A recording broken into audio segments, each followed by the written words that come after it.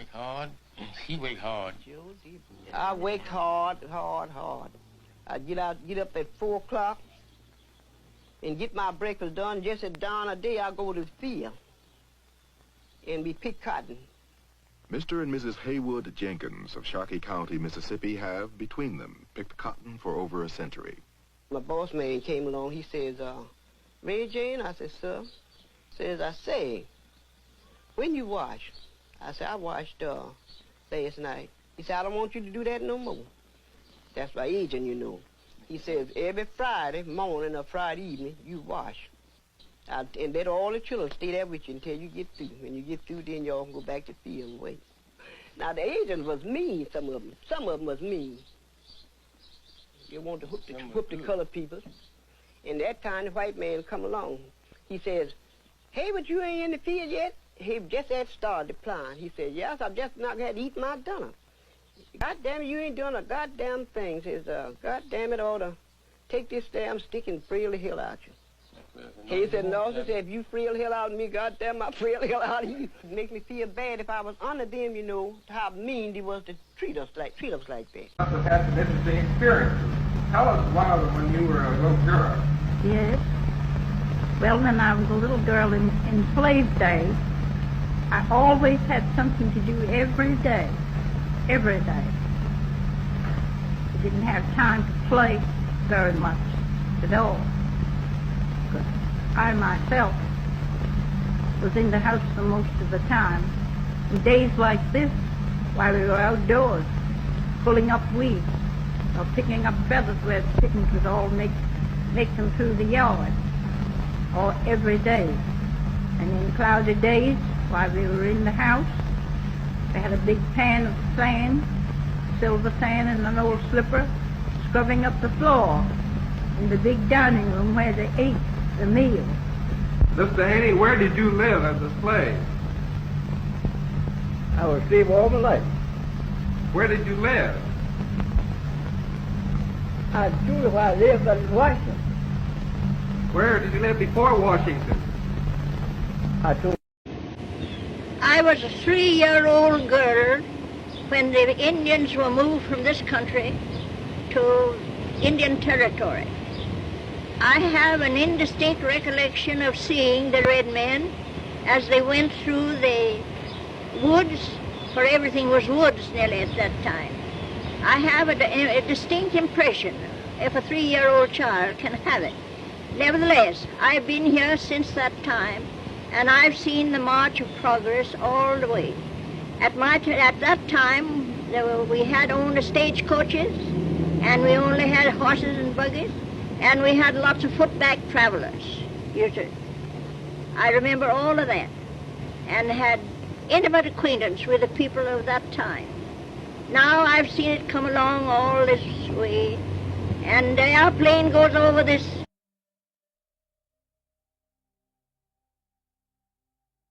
I wanted to say that, Mrs. Roper, Charlotte, I've met many families whose ancestors were enslaved by my family. I've apologized only to one of those families because I don't think that words are enough. I don't think they answer for the wound. They're like a Band-Aid on the wound. Still, I want to say that I'm sorry for the suffering that my family caused your family so many years ago and for such a long time. And in saying that, I know that we haven't reached the end of the journey. We haven't even come to the middle, but we might have just put our feet up on the path and taken the first small steps toward understanding. I ask your forgiveness.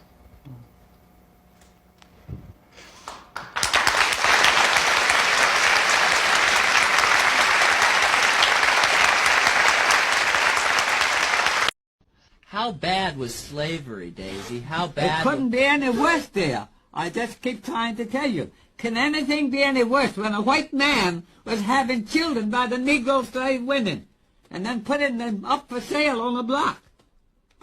My father, they wanted to sell my father for a breeder for $12,000 when he was 12 years old. And old Golden, John Golden, was the rich planter. he wouldn't sell him for that.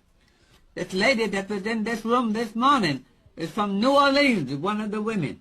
Just this past 2 weeks, she found this picture of my father down in New Orleans, and she's bringing it to me now. I'm going to have a copy of my father. Great. What regiment did he fight in, Daisy? 1st New Jersey Cavalry. When he ran away, my father was on the plantation working for his master, and he with 27 other boys ran away, swam across the Rappahannock River, and joined the 1st New Jersey Cavalry in 6th from the war. So, was he a good fighter, your father? Did he fight hard for the Union? oh, yes, dear, he was a brave boy. Actually, he had nothing else to do. He was a brave boy. He had to be brave to come up here in this country. History has never just been about what happened. It's about what's been told, and more importantly, what's been left out. For centuries, Black history has been clipped down to pain, chained to struggle, and packaged neatly between slavery and civil rights. But that's not our beginning, and it's certainly not our whole story. Most of us were taught a version of Black history that was incomplete at best. We didn't learn about Queen Zinga, Mansa Musa, or thriving communities like Black Wall Street.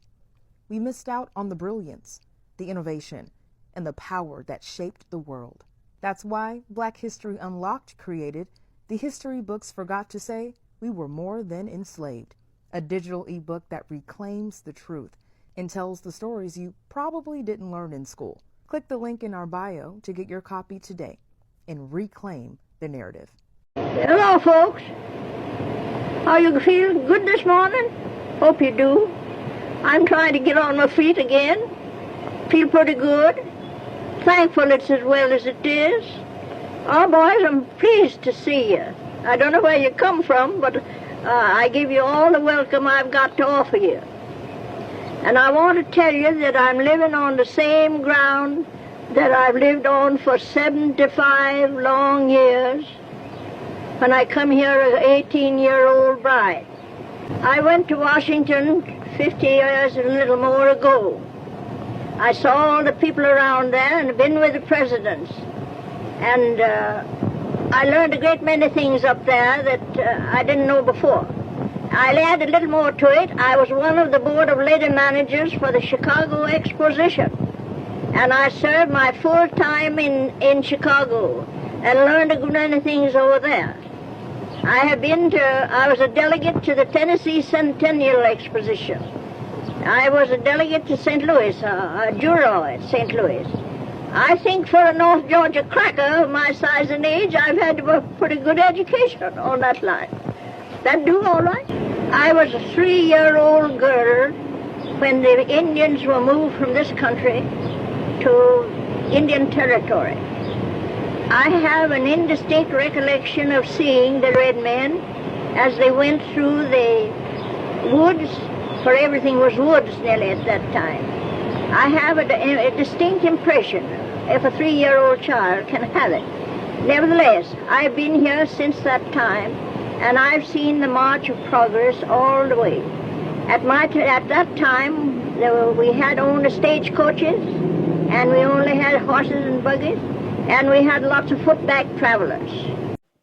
There is no good moments. There is no good moments at all. There is no time that was fun, especially for the blacks. I'm not saying the whites did not suffer it too, right? But especially for the blacks, there is no time that was fun. Welcome back to the channel. My name is Sonia. This is the first time you're tuning in. Do it, subscribe, like this video, drop me your comments. And lastly, do not forget to share. Every videos and stitches we use in today's episode, credit belongs to original creators of this video. And I have to just gather some sources and some resources for you guys so that you can also see what it's like during the 90s, 80s, and so on and so forth, right? Anyways, this video is for educational purposes, not to come and bash anybody. Not at all. Just subscribe, like, comment, and share. Let's get right into this video. Credit belongs to original creators, and I'll come back with commentaries. So let's just continue this video. I I just could not live beside them. I don't feel that they should be oppressed. But I moved here, one of the main reasons was because it was a white community. And that's the only place I intend to live. If I have to leave Levittown, I will do so. Personally, my home life, it has an effect nothing whatsoever. But on the neighbors, they have a right. Because the average white person living in Levittown has 4 and 5 children. Well, let's put it this way. If the Levittown is migrated in hordes of Negroes, which they have a right to come here, but if something that happens that way, pretty soon my neighbor will be having a Negro son-in-law or a daughter-in-law.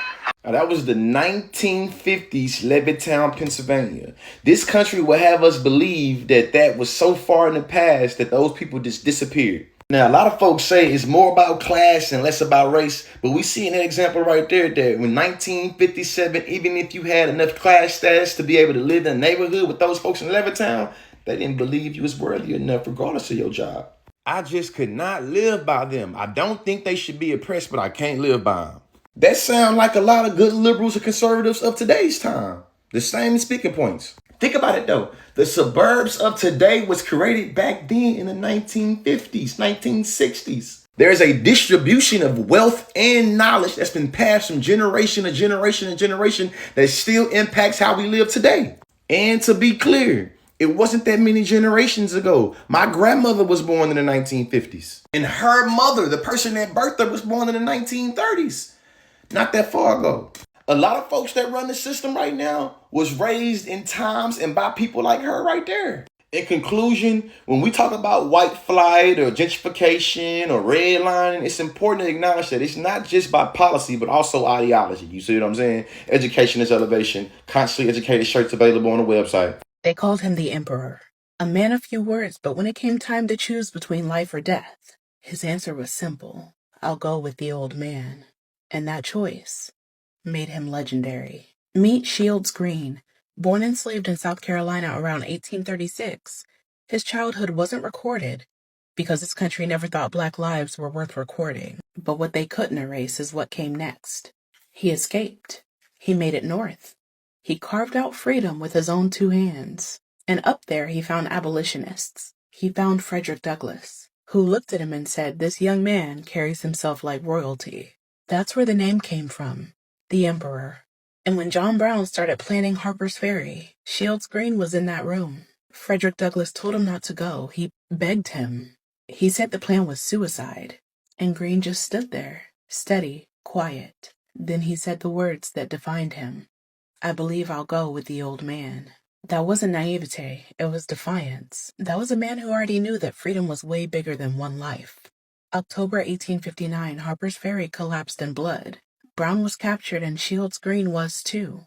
The trial was just a performance because we all know the sentence was already written. On December 16, 1859, the Emperor was hanged. Just 23 years old, no grave, no marker. Just silence where his body fell. But here's the thing. That silence didn't kill his story. His death, his choice. It lit the fuse. It lit the fuse that pushed America closer to the Civil War. The state called him a criminal. Douglass called him the Emperor. So the question is, when freedom demands everything, would you have gone with the old man too? Say his name. Shields Green. I've never owned anyone. My neighbors, as far as I know, have never been owned by anyone. But the people who say we don't owe any reparations for the Civil War are ignoring something really huge. Or maybe they just don't know. Some people already got reparations. White people.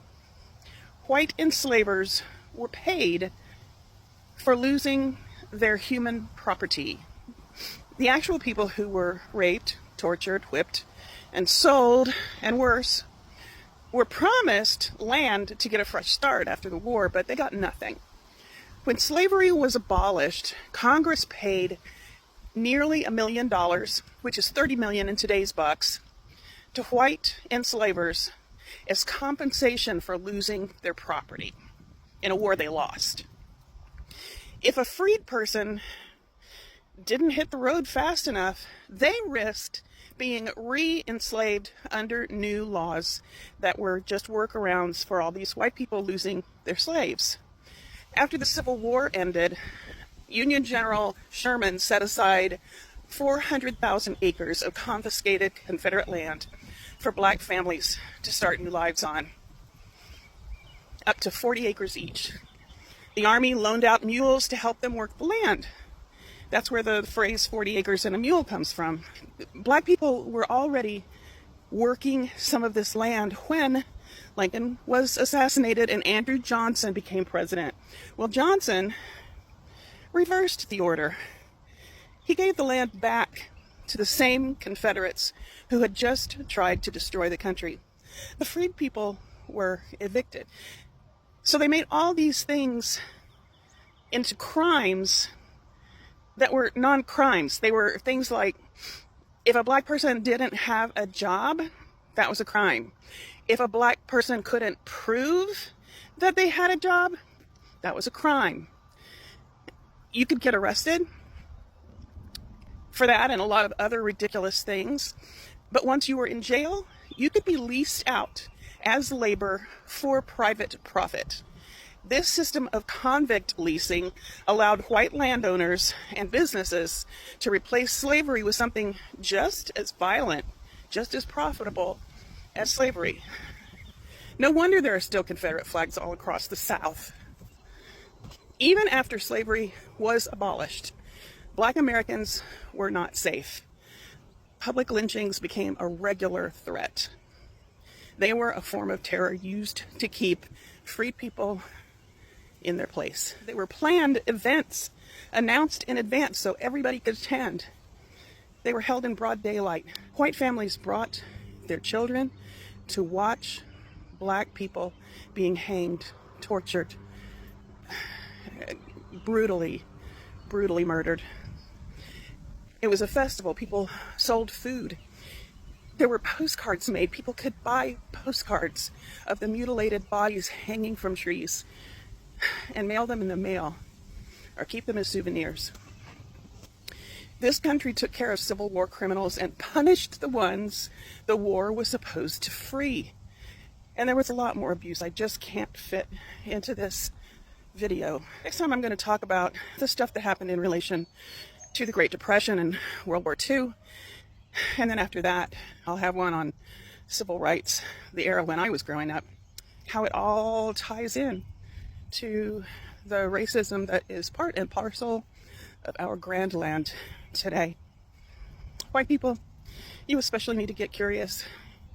Join me in this research, and you'll find that people are willing and able to come in with their education and their experience to help you learn. You just have to be open to it. We need to be willing to be uncomfortable. Anyways, you guys have seen the clips that I have for you guys. You've seen it all. Like I said in the earlier parts, there was no time that was actually fun because their childhood was so terrible to the point that they do not have time to play. They just have to just keep doing the work and so on and so forth. And I love that white American guy that actually came out to like apologize to some of the descendants, right? Like, that is a good sense of humor.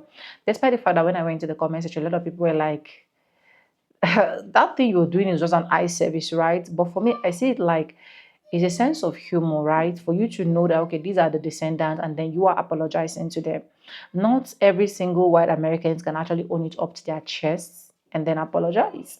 So yeah, we just have to see things the way it is.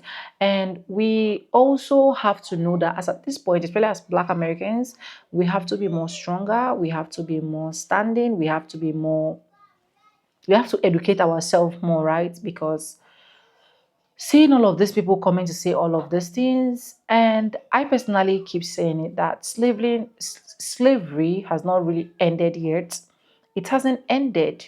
It is still in these modern days. I said it in most of my videos that I keep uploading. It is still in these modern days because the systematic racism is even worse more than what is tagged as slavery right now, with what Americans are really going through. You get. And that is why, you see, that last clip I played for you guys, you see that particular lady? I love that lady so much.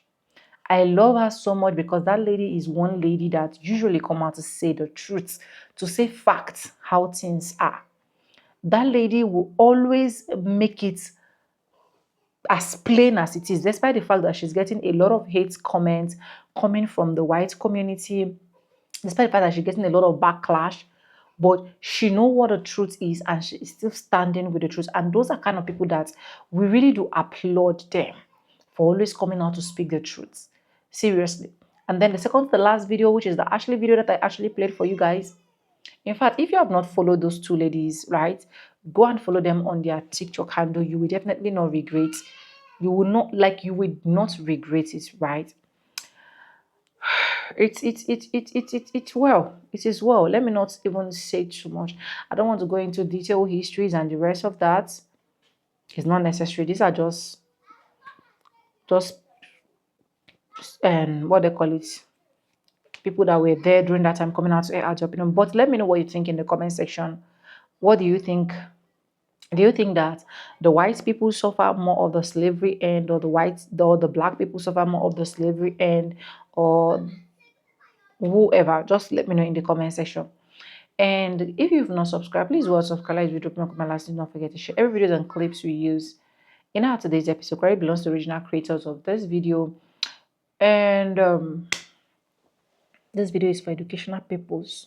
Stand the chance to be corrected where you think that I'm wrong, because that some persons will start coming for me in the comments. You don't come for me. I'm not your problem. You know your problem. Go and sort out your problem, right? Subscribe, like, comment, and share the last time. And with no further ado, I'll say bye and I'll see you guys in my next one. For now, bye guys. I love you.